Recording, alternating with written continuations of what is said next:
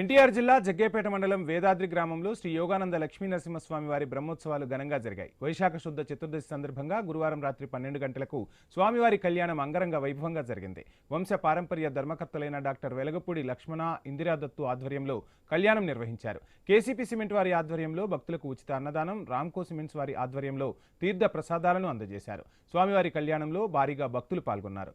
కళ్యాణం అనంతరం స్వామివారికి కృష్ణానదిపై తెప్పోత్సవ కార్యక్రమం కన్నుల పండుగగా నిర్వహించారు. స్వామివారి కళ్యాణంలో పాల్గొనడం వల్ల సకల సౌభాగ్యాలు, ఆయురారోగ్యాలు భక్తులకు సమకూరుతాయని పండితులు తెలిపారు.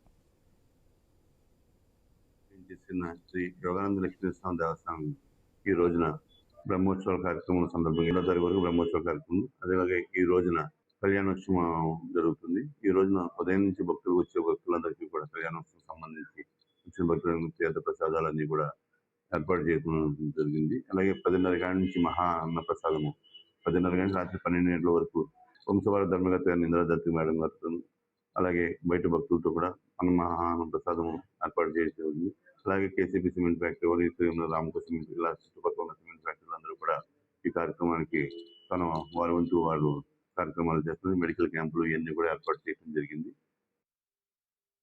వీర యోగానంద లక్ష్మీనరసింహ స్వామి వారు పంచనారసింహ క్షేత్రంగా విరాజిల్లుతున్నటువంటి స్వామివారికి బ్రహ్మోత్సవ కార్యక్రమం సందర్భంగా ఈ రోజు రాత్రి 12 గంటలకి స్వామివారి యొక్క కళ్యాణ మహోత్సవం కళ్యాణ మండపంలో అంగరంగ వైభవంగా జరుగుతుంది.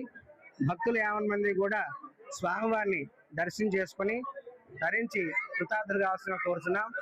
నా చిన్నతనం నుంచి కూడా పెద్దవాళ్ళైన తర్వాత కూడా మా పూర్వీకులు కూడా తెలుసో తెలియకో తప్పులు చేస్తే స్వామివారి యొక్క పాద ప్రక్షాళన చేస్తారు. కన్యాదానం చేసినప్పుడు పెళ్లి కుమారుడు యొక్క పాద ప్రక్షాళన చేస్తారు. కాబట్టి మా అందరికి కూడా స్వామి మీ యొక్క అనుగ్రహం కలిగించు మోక్షాన్ని ప్రసాదించు స్వామి అని చెప్పి స్వామివారికి విన్నవించుకునేదే పాద ప్రక్షాళన యొక్క విధానం. కాబట్టి ఈ రోజున స్వామివారి కళ్యాణ మహోత్సవం తిలకించి స్వామివారి పాద ప్రక్షాళన కూడా తిలకించి భంజలు కావాల్సిందిగా కోరుతున్నాం.